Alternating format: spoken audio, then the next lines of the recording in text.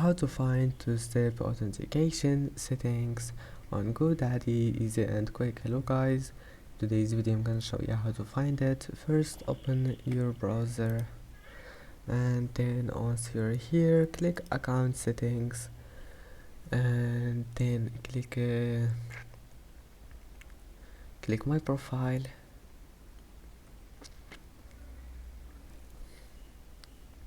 Now scroll down until you find login and pin,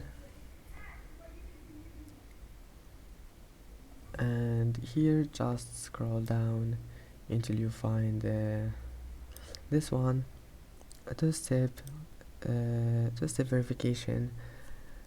Now just click here, add verification, and select here anything you want, and then click next, and that's it. Just keep managing it. I hope that can help you, and that's it for today's video. If you like this video, please don't forget to like and don't forget to subscribe, and thank you for watching this video until the end, and see you in the next video.